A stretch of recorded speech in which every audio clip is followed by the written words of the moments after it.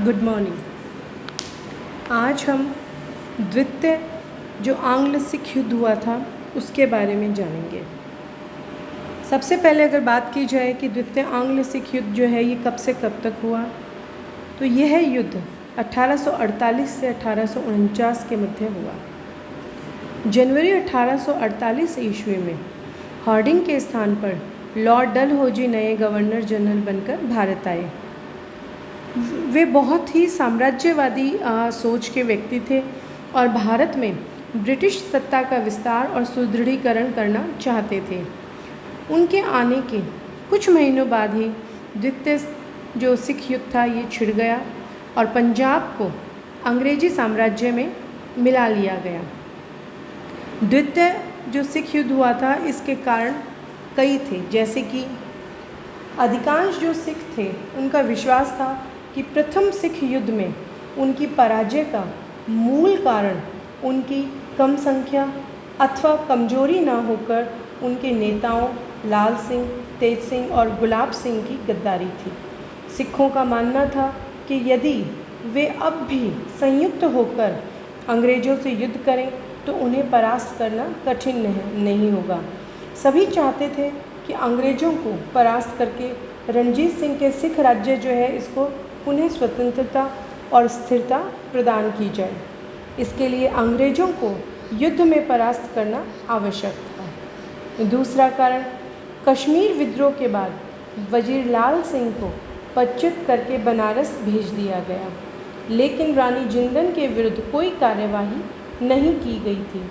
अब रानी पर अंग्रेज विरोधी षड्यंत्र रचने का आरोप लगाकर शासन से पृथक कर दिया गया।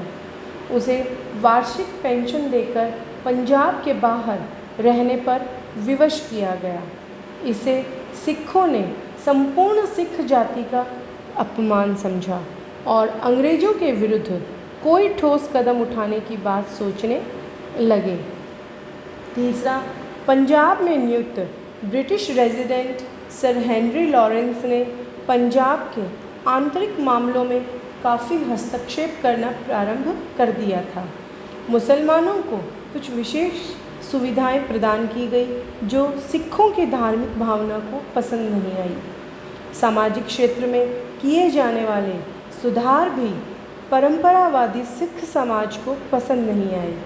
भू राजस्व व्यवस्था तथा जमींदारी व्यवस्था में जब मामूली परिवर्तन किए गए तो सिखों का असंतोष और भी अधिक बढ़ गया और उन्होंने ब्रिटिश सत्ता को समाप्त करने का निश्चय किया।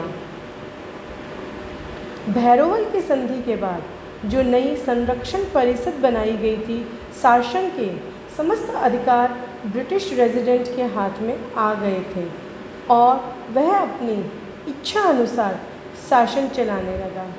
ब्रिटिश रेजिडेंट ने शासन में उच्च पदों पर अंग्रेज अधिकारियों को नियुक्त करना शुरू कर दिया। इससे राज्य प्रशासन में अंग्रेज़ों का प्रभाव बढ़ने लगा और सिखों का प्रभाव कमज़ोर हो गया। लाहौर की संधि में सिख सेना में भारी कमी करने की शर्त थी। ब्रिटिश रेजिडेंट हेनरी लॉरेंस और उनके भाई ने संधि की शर्त को कार्यान्वित करते हुए हजारों सिख सैनिकों की सेवाओं को समाप्त कर दिया। बचे हुए सैनिकों के वेतन में भी कमी कर दी गई, जिससे सैनिकों में असंतोष व्याप्त हो गया और वे अंग्रेज़ों के विरुद्ध पुनः युद्ध की बात करने लगे। दीवान मूलराज का अंग्रेज़ों के विरुद्ध विद्रोह द्वितीय जो सिख युद्ध हुआ था उसका तात्कालिक कारण था। 1844 ईस्वी में अपने पिता सावंतमल के मृत्यु के बाद मूलराज मुल्तान के गवर्नर बने। लाहौर दरबार ने उससे उत्तराधिकार के रूप में 30 लाख रुपए की मांग की, जिसके लिए मूलराज तैयार नहीं हुआ। इस पर लाहौर दरबार ने दूसरा प्रस्ताव रखा, जिसके अनुसार जंग का जिला मुल्तान से पृथक करने तथा मूलराज से पहले वर्ष में 19 लाख के स्थान पर 25 लाख रुपए और बाद में 30 लाख रुपए प्रतिवर्ष लेने का निर्णय लिया गया। परंतु मूलराज को ये प्रस्ताव भी पसंद नहीं आया और उसने सूबेदारी से त्यागपत्र दे दिया। परंतु जॉन लॉरेंस ने उसे कुछ महीने और कार्य करने को कहा। मूलराज ने लॉरेंस के प्रस्ताव को इस शर्त पर स्वीकार कर लिया कि उसके त्याग पत्र को गोपनीय रखेगा, अन्यथा लगान वसूली में काफ़ी कठिनाइयाँ उत्पन्न हो सकती थी। कुछ दिनों के बाद लॉरेंस के स्थान पर क्यूरी नया रेजिडेंट बनकर आया। उसने सार्वजनिक रूप से मूलराज के त्यागपत्र को स्वीकार कर लिया और उसके स्थान पर सरदार खान सिंह मान को नया गवर्नर नियुक्त किया गया। उसकी सहायता के लिए 2 अंग्रेज अधिकारी जो हैं इनको भी मुल्तान भेजा गया। अप्रैल 1848 ईस्वी को मूलराज ने शांतिपूर्वक मुल्तान का किला खान सिंह को सौंप दिया, परंतु उत्तेजित स्थानीय सैनिकों ने उसी दिन दोनों अंग्रेज अधिकारियों की हत्या कर दी। उसी दिन मूलराज ने भी विद्रोह कर दिया। लाहौर दरबार ने मुल्तान के विद्रोह को तुरंत दबाने में अंग्रेज़ों को पूरा सहयोग देने का आश्वासन दिया, परंतु गवर्नर जनरल डलहौजी ने जानबूझकर ये जो विद्रोह था इसको पंजाब के अन्य भागों में भी फैल जाने दिया, ताकि बाद में उसे पंजाब हथियाने का बहाना मिल सके। विद्रोह के फैलने का एक अन्य कारण अंग्रेज़ों के द्वारा मूलराज के विद्रोह में रानी जिंदन का हाथ होने का आरोप लगाकर उसे पंजाब के बाहर भिजवाना था। दूसरा कारण हजारा के सूबेदार छत्तर सिंह, जो कि राजा शेर सिंह के पिता तथा महाराजा दलीप सिंह के होने वाले ससुर थे, उनको अंग्रेज अधिकारियों के द्वारा अपमानित किया जाना था। पंजाब में चारों ओर अव्यवस्था तथा अशांति फैल चुकी थी और अब समय जो है वो सैनिक कार्यवाही के अनुकूल हो गया था। 22 नवंबर 1848 ईस्वी को चिनाब नदी के तट पर रामनगर स्थान पर दोनों पक्षों में पहला युद्ध लड़ा गया, जिसमें अंग्रेज़ों को हानि उठानी पड़ी। 3 दिसंबर को सादुलपुर के निकट दोनों पक्षों में अनिर्णायक युद्ध हुआ।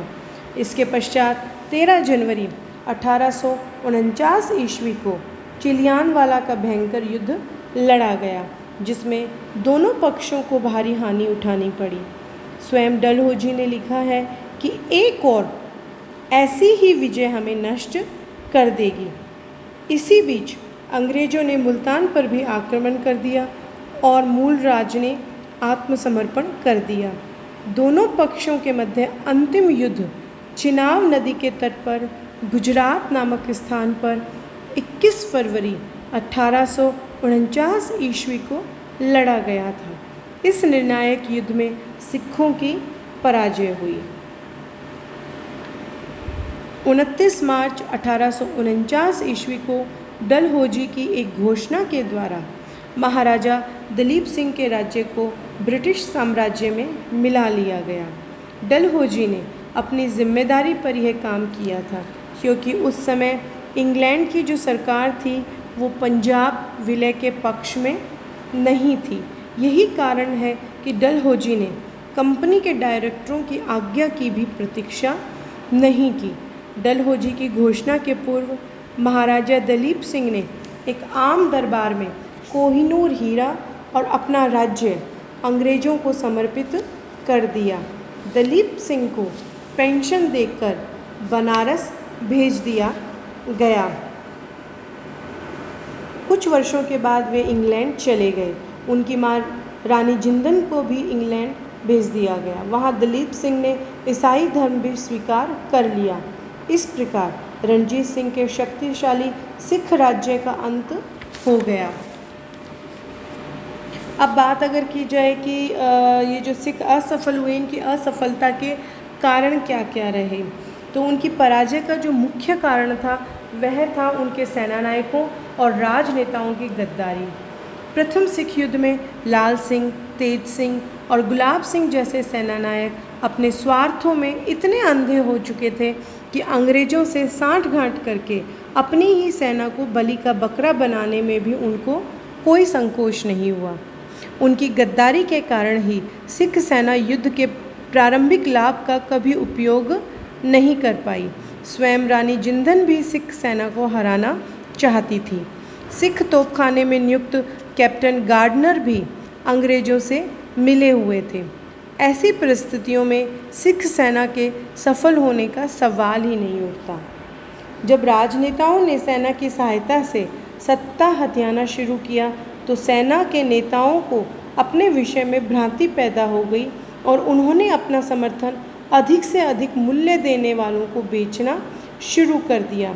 इससे सिख सेनाध्यक्षों का नैतिक पतन हो गया, जो कि सिख सेना की पराजय का एक कारण बना। द्वितीय सिख युद्ध में अंग्रेज़ों की स्थिति आरंभ में अच्छी थी। प्रथम युद्ध के बाद सिख सेना को काफ़ी सीमित कर दिया गया। लाहौर दरबार और उसके अधीन सिख सेना भी अंग्रेज़ों के साथ थी। सैनिक संख्या तथा अस्त्र शस्त्रों की दृष्टि से भी सिखों की स्थिति काफ़ी कमज़ोर थी। अंग्रेज़ों ने पूरी तैयारी के बाद अचानक सिखों के विरुद्ध यह युद्ध आरंभ किया था। Thank you.